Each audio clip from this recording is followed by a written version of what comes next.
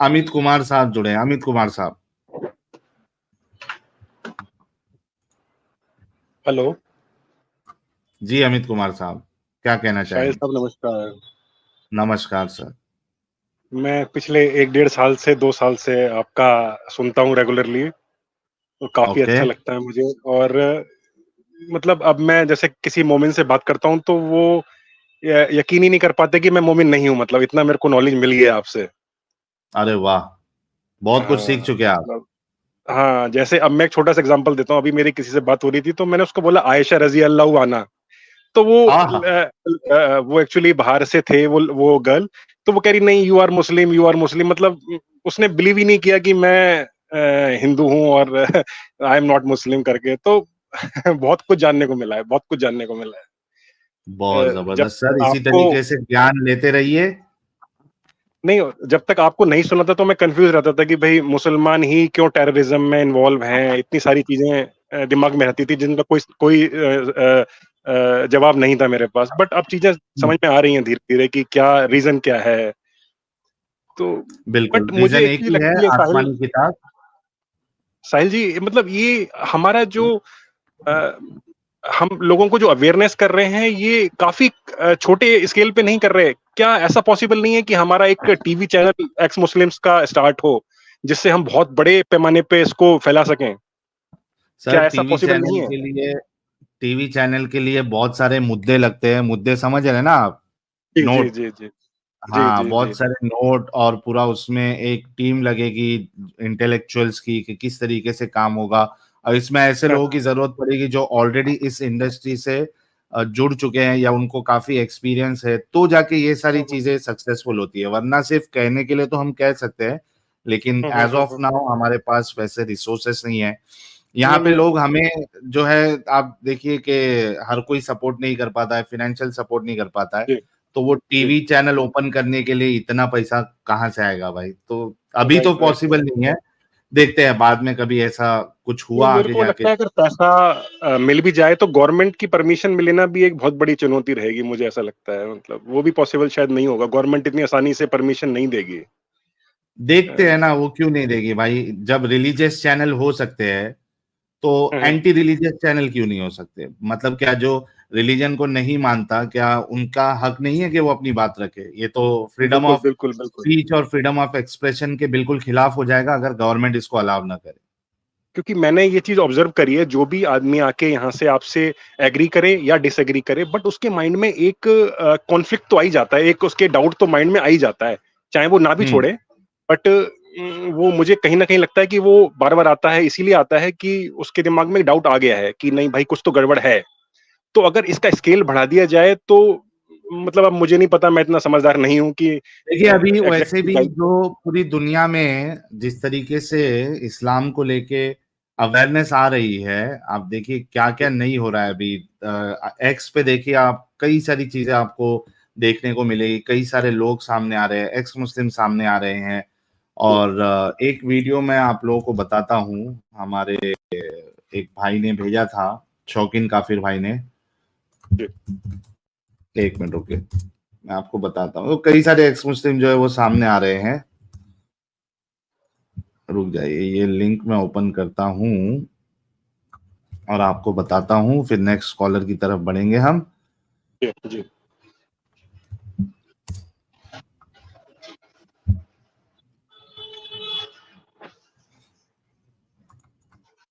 यानी जिस तरीके से इस्लाम का आजकल मजाक बनाया गया है ताकि लोगों को आदत डाली जाए कि भाई ये नॉर्मल है और ये आपको देखना पड़ेगा। जैसे बाकी रिलीजियंस का लोग मजाक उड़ाते हैं, किसी का गला नहीं कटता, किसी की गर्दन नहीं उड़ती, तो आपको भी झेलना पड़ेगा, आपको भी इसको सह के लेना पड़ेगा।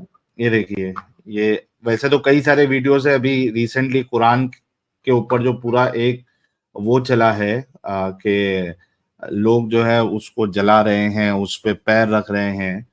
तो वो मैं यहाँ पे शो नहीं करना चाहता हूँ, लेकिन ये देखिए, ये एक फनी वीडियो आप लोगों के सामने शो करता हूँ। ये बंदा भी जो है वो एक्स मुस्लिम है, इसका यूजर नेम है अमजद अल मुल्हिद। ठीक है, इसको फुल स्क्रीन कर देते हैं। ये देखिए, ये नमाज का बता रहा है कि अगर नमाज अगर अपनी लैंग्वेज में अगर पढ़ी जाए तो कैसे नजर आएगी?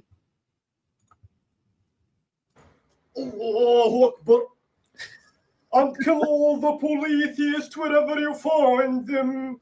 Take them and surround them. If they give up, set them free. Allahu Akbar. Fight whoever doesn't believe in God or the last day. And whoever doesn't forbid what God forbids. Allahu Akbar.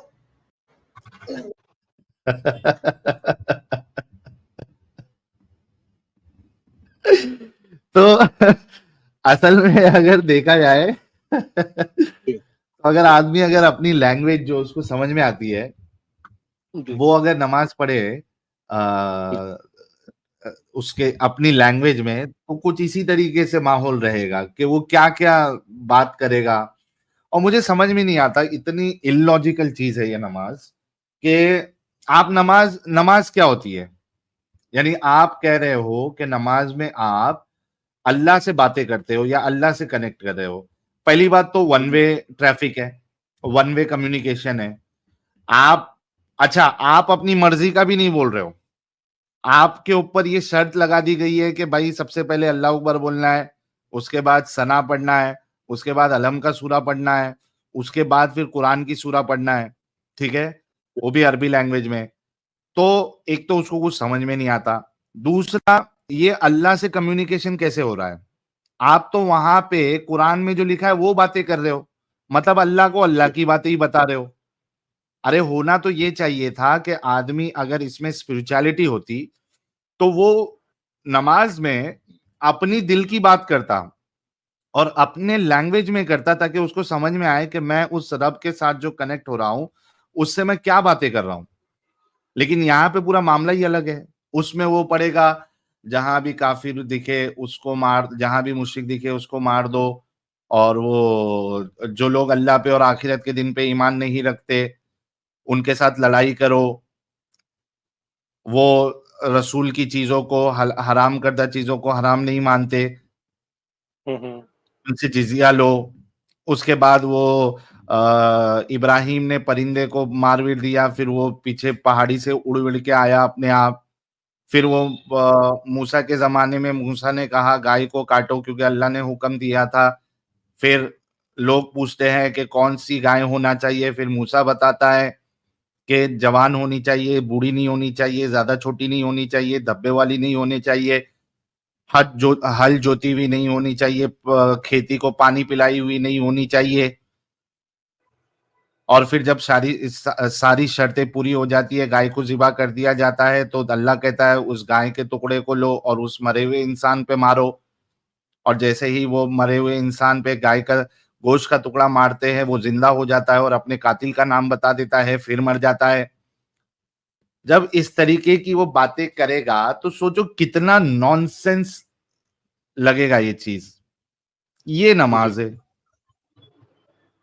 तो पूरी दुनिया में जो है वो एक बेदारी पैदा हो रही है इस्लाम को लेके और इसकी बोंगियों को लेके। इस्लाम पूरा भरा पड़ा है नॉनसेंस और इलॉजिकल चीजों से।